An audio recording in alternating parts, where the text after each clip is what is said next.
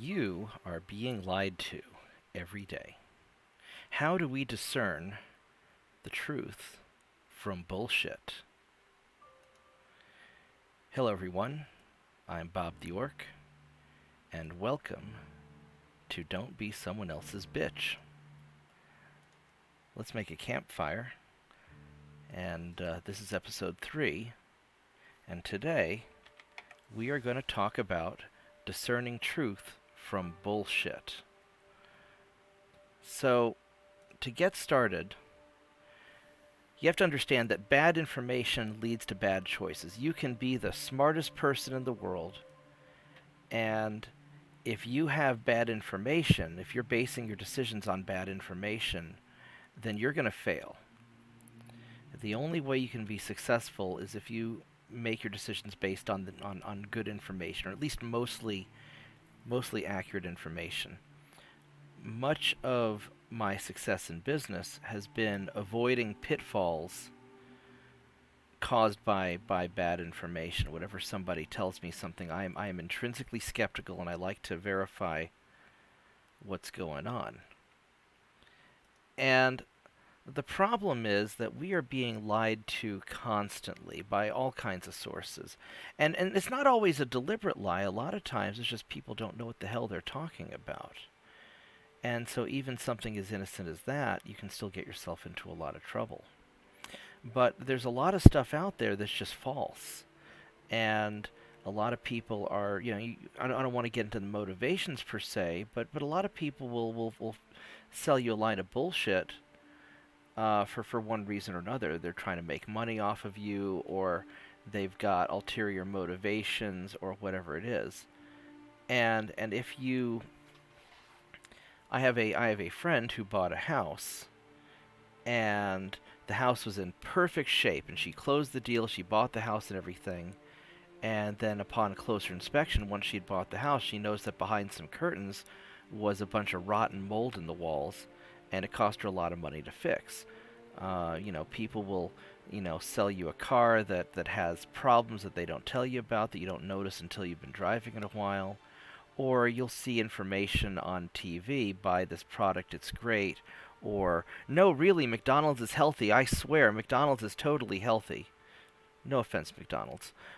But you get a lot of stuff out there that just makes bad decisions, or even like this food pyramid that we were told for years: eat lots of carbs, and then some vegetables, and then a little bit of meat, and then a tiny bit of fat. And it turns out that eating all these carbs is leading us to all kinds of health problems and whatnot. We've been fed this string of lies for years. Whether they knew it or not, you could argue. But you've got to be really skeptical about the information you get. And even when somebody's being honest, you have to understand that they're going to have a spin on it. They still want to. They're trying to make money, or they're trying to accomplish some goal, or they fucked up and they don't want you to know quite how bad they fucked up. And so, well, we really just ruined this thing. They might say, there's a couple problems, but it'll be okay. No, they fucking ruined it. And so you've got to be very careful, and don't just intrinsically trust things. You've got to use a little bit of discernment. And the easiest way to do this is just follow the money. Who's paying them? Where? How do they make their income? What's getting them, rich? If somebody's running a nonprofit and they're making millions running this nonprofit, well, maybe there's something going on there. And what I try to do in my business, for example, like we'll sell computers, we'll build custom computers, and I'll tell the customer straight up, I'm making $250 off of this computer. I'm going to charge you whatever the parts are plus $250. And if you get something big, if you get something small, I'm making the same $250. And the reason I tell them that is I want them to understand that I have no intrinsic motivation on what they buy beyond them just buying something from me, because I'm making the same amount of money regardless of what they buy. And there's some pros and cons to that. It means that my low-end systems aren't as profitable, or they're not as good of a value because I'm making that same $250. But I try to, in my business, I try to set up a system that forces a certain transparency, right? And people know where I'm making the money from. But when you see people who are um, promoting some idea or promoting some product. Oh yeah, no, this thing's great. This thing's great. We should live a certain way, and then you find out that they're being paid by some big company to feed you that line of shit. Oh, our campfire's going out. Let's go make another one. It's just like when you see some of these Wall Street regulators who are getting paid to millions of dollars to give speeches for Wall Street. There's maybe something a little bit fishy going on, right? Or if if you find out that your local health guru is making a bunch of money from repping these supplements, maybe they're a little bit biased, right? So you've got to follow the money and see where people are, see who's holding their chains, right? And it's not that it's not that making money from something is bad. We all need to make a living, right?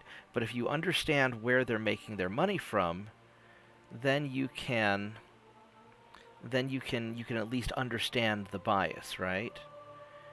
And so one of the things that I always do is I always look for the primary sources. There'll be studies out there. Oh, this thing is better or that thing's better.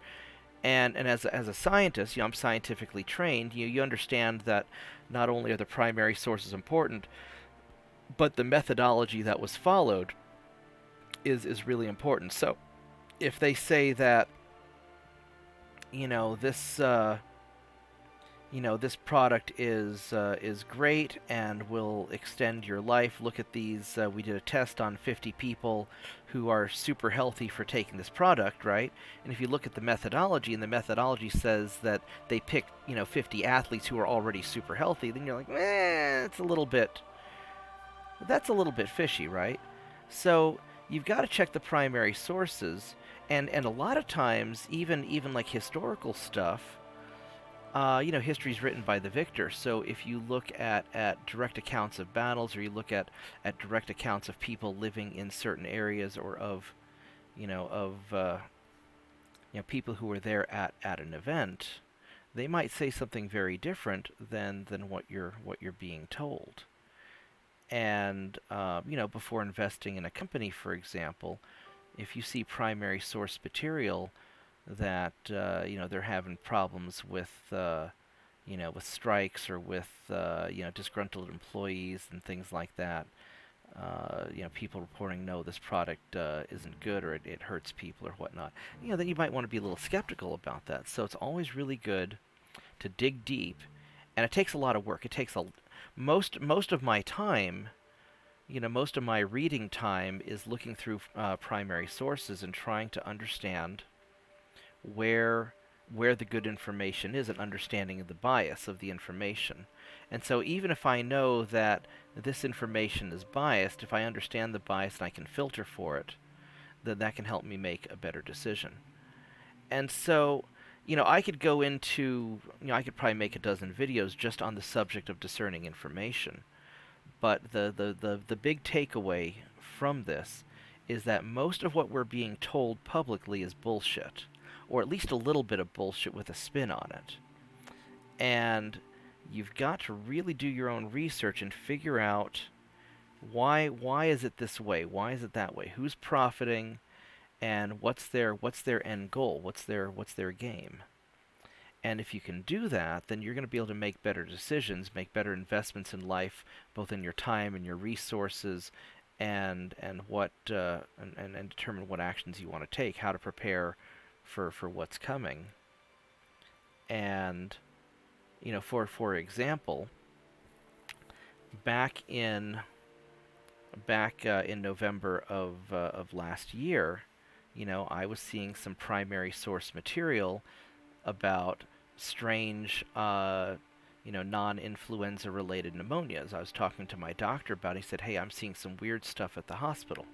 And that let me know that there was something weird coming, and that I should make some preparations. And so by the time that everything started happening, I already had some extra supplies, and I was already in a good position to weather through, to weather through the lockdowns and whatnot, the situations. Or, another example is back in 2003, long time ago. I saw that there were a lot of video games being developed that were going to be using a lot more 3D graphics. Games used to be very two-dimensional, and that let me position my business to do higher-end computers. We're gonna need to focus on motherboards that allow for these 3D expansion cards and whatnot. Just little bits of knowledge like that really let you prepare and make good future decisions. And so that's the big takeaway. Most information's bullshit. Look for the sources, look for the primary sources, follow the money, and you'll be okay. So that's our takeaway for today. Thank you for watching. I hope you liked the video. Please like and subscribe, leave comments if you want to add to the conversation, share this with your friends, and don't be assholes to each other. We all need to kind of back each other up. Thank you, have a good evening.